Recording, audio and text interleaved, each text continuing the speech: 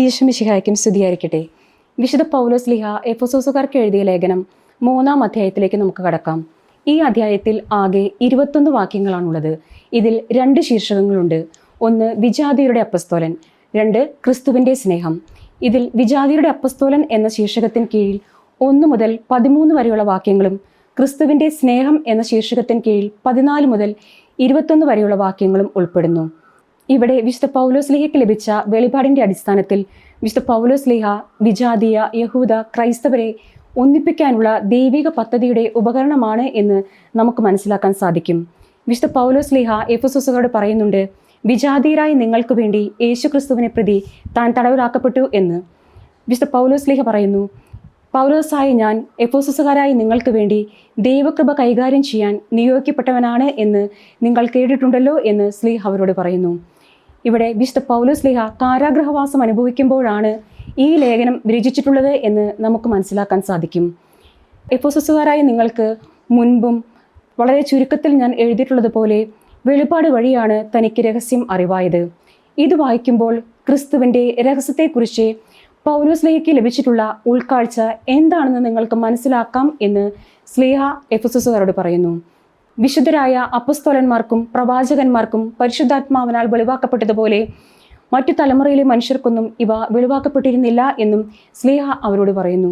വിശുദ്ധ പൗലോസ് ശ്ലീഹയ്ക്ക് ലഭിച്ച വെളിപാടിൻ്റെ അടിസ്ഥാനത്തിൽ വിജാതിയർ കൂട്ടവകാശികളും ഒരു ശരീരത്തിലെ അംഗങ്ങളും ക്രിസ്തുവിൻ്റെ സുവിശേഷത്തിലൂടെ അവിടുത്തെ വാഗ്ദാനത്തിൻ്റെ ഭാഗഭാക്കുകളുമാണ്. എന്തെല്ലാം വ്യക്തമാക്കി കൊടുക്കാൻ ഉതകുന്ന വരം വിശുദ്ധരിൽ ഏറ്റവും നിസ്സാരനായി തനിക്ക് നൽകപ്പെട്ടു എന്ന് ശ്ലീഹ പറയുന്നതായി നമുക്ക് നോക്കാം. 1 വിജാതിയരോട് ക്രിസ്തുവിൻ്റെ ദുർഗ്രഹമായ സമ്പന്നതയെക്കുറിച്ച് പ്രസംഗിക്കുവാനും, 2 സകലത്തിൻ്റെയും സൃഷ്ടാവായ ദൈവത്തിൽ യുഗങ്ങളോളം നിഗൂഢമായി സ്ഥിതി ചെയ്തിരുന്ന രഹസ്യത്തിൻ്റെ പ്രവർത്തനം എല്ലാവർക്കും വ്യക്തമാക്കി കൊടുക്കാനും ഉതകുന്ന വരം വിശുദ്ധരിൽ ഏറ്റവും നിസ്സാരനായി തനിക്ക് നൽകപ്പെട്ടു എന്ന് ശ്ലീഹ പറയുന്നു. സ്വർഗീയ ഇടങ്ങളിലുള്ള ശക്തികൾക്കും അധികാരങ്ങൾക്കും സഭയിലൂടെ ദൈവത്തിൻ്റെ ബഹുമുഖജ്ഞാനം വ്യക്തമാക്കി കൊടുക്കാൻ ഉതകുന്ന വരം വിശുദ്ധരിൽ ഏറ്റവും നിസ്സാരനായി തനിക്ക് നൽകപ്പെട്ടു എന്ന് ശ്ലീഹ അവരോട് പറയുന്നുണ്ട്. യേശുക്രിസ്തുവിലുള്ള വിശ്വാസം മൂലം ആത്മധൈര്യവും ദൈവത്തെ സമീപിക്കാൻ സാധിക്കുമെന്ന പ്രത്യാശയും നമുക്കുണ്ട്. ഞാൻ നിങ്ങൾക്ക് വേണ്ടി അനുഭവിക്കുന്ന പീഡകളെ പ്രതി നിങ്ങൾ ഹൃദയവേദന അനുഭവിക്കരുത് എന്നും ഈ പീഡകളത്രേ നിങ്ങളുടെ മഹത്വത്തിന് കാരണമെന്നും വിശുദ്ധ പൗലോസ് ശ്ലീഹ എഫെസോസുകാരോട് പറയുന്നു. ഇനി നമുക്ക് ഈ ഭാഗങ്ങളിലെ ചോദ്യോത്തരങ്ങളിലേക്ക് കടക്കാം. ആദ്യത്തെ ചോദ്യം, പൗലോസ് ശ്ലീഹ വിജാതീയരായ എഫെസോസുകാർക്ക് വേണ്ടി യേശു ക്രിസ്തുവിനെ പ്രതി ആരായി തീർന്നിരിക്കുന്നു എന്നാണ് ശ്ലീഹ പറയുന്നത്? ഉത്തരം, തടവുകാരനായി തീർന്നിരിക്കുന്നു. അടുത്ത ചോദ്യം, എഫെസോസ് 3-ാം അധ്യായത്തിൽ എത്ര വാക്യങ്ങളുണ്ട്? ഉത്തരം, 21 വാക്യങ്ങൾ. അടുത്ത ചോദ്യം, വിശുദ്ധ പൗലോസ് ശ്ലീഹ ആർക്കു വേണ്ടിയാണ് യേശു ക്രിസ്തുവിനെ പ്രതി തടവുകാരനായി തീർന്നത് എന്നാണ് ശ്ലീഹ പറയുന്നത്? ഉത്തരം, വിജാതീയരായ എഫെസോസുകാർക്ക് വേണ്ടി. അടുത്ത ചോദ്യം, വിശുദ്ധ പൗലോസ് ശ്ലീഹയ്ക്ക് എന്തു വഴിയാണ് രഹസ്യം അറിവായത്? ഉത്തരം, വെളിപാട് വഴി. അടുത്ത ചോദ്യം, ശ്ലീഹ മുൻപ് ചുരുക്കമായി എഴുതിയിട്ടുള്ളത് വായിക്കുമ്പോൾ എന്തിനെക്കുറിച്ച് തനിക്ക് ലഭിച്ചിരിക്കുന്ന ഉൾക്കാഴ്ചയാണ് മനസ്സിലാക്കാം എന്ന് ശ്ലീഹ പറയുന്നത്? ഉത്തരം, ക്രിസ്തുവിൻ്റെ രഹസ്യത്തെക്കുറിച്ച്. അടുത്ത ചോദ്യം, ക്രിസ്തുവിൻ്റെ രഹസ്യം ആർക്കെല്ലാം പരിശുദ്ധാത്മാവിനാൽ വെളിവാക്കപ്പെട്ടു എന്നാണ് ശ്ലീഹ എഴുതുന്നത്? ഉത്തരം, വിശുദ്ധരായ അപ്പസ്തോലന്മാർക്കും പ്രവാചകന്മാർക്കും.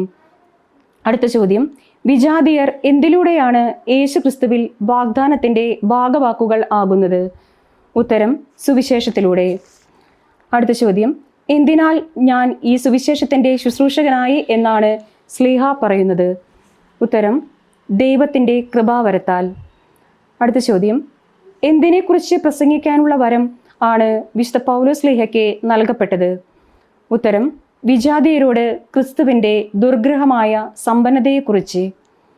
അടുത്ത ചോദ്യം, വിശുദ്ധരിൽ ഏറ്റവും നിസ്സാരൻ എന്ന് എഫെസോസ് 3:9 പറയുന്നത് ആരെക്കുറിച്ചാണ്?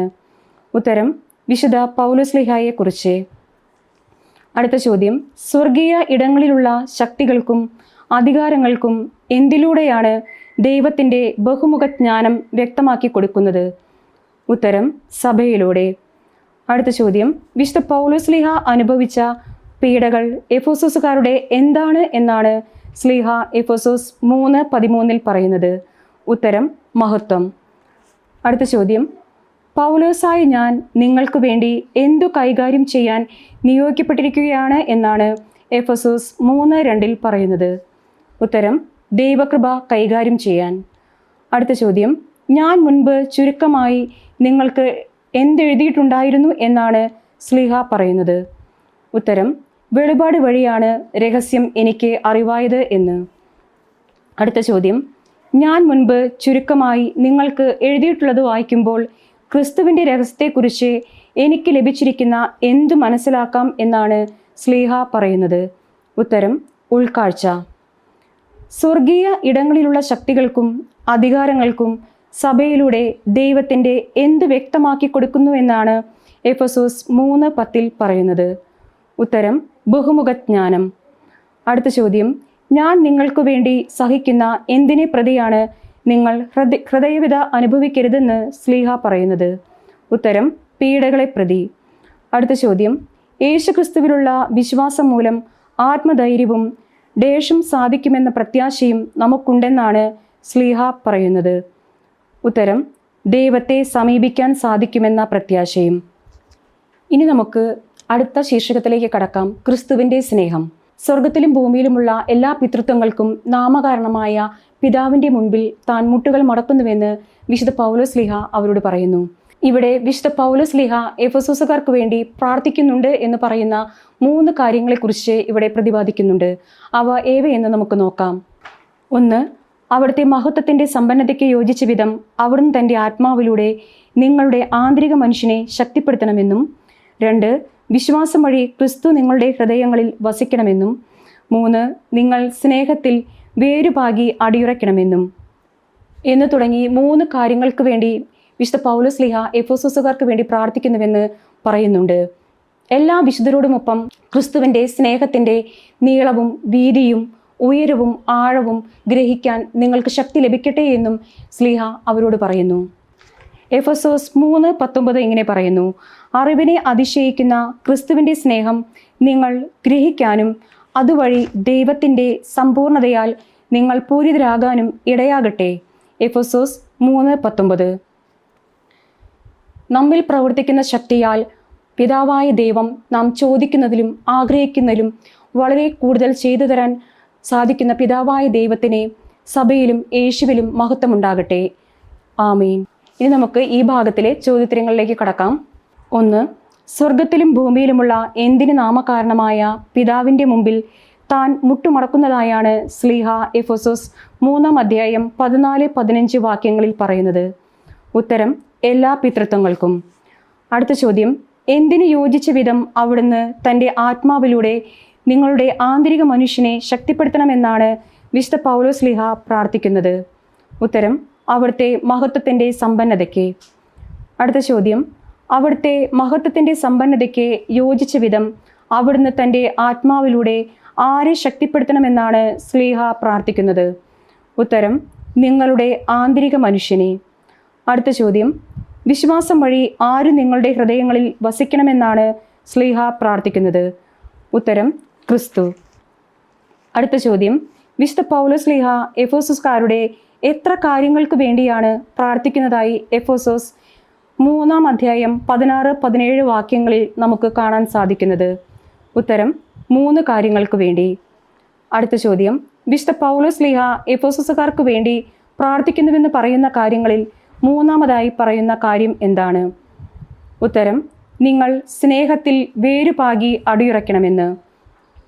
അടുത്ത ചോദ്യം, എല്ലാ വിശുദ്ധരോടുമൊപ്പം എന്തിനെ നിങ്ങൾക്ക് ശക്തി ലഭിക്കട്ടെ എന്നാണ് എഫെസോസ് 3:18 ശ്ലീഹ പറയുന്നത്? ഉത്തരം ക്രിസ്തുവിൻ്റെ സ്നേഹത്തിൻ്റെ നീളവും വീതിയും ഉയരവും ആഴവും ഗ്രഹിക്കാൻ. അടുത്ത ചോദ്യം, ക്രിസ്തുവിൻ്റെ സ്നേഹം എന്തിനെ അതിശയിക്കുന്നു എന്നാണ് 3:19 പറയുന്നത്? ഉത്തരം അറിവിനെ. അടുത്ത ചോദ്യം, അറിവിനെ അതിശയിക്കുന്ന ക്രിസ്തുവിൻ്റെ സ്നേഹം നിങ്ങൾ ഗ്രഹിക്കാനും അതുവഴി ദൈവത്തിൻ്റെ സമ്പൂർണതയാൽ നിങ്ങൾ പൂരിതരാകാനും ഇടയാകട്ടെ. അധ്യായവും വാക്യവും എഴുതുക. എഫെസോസ് 3:19.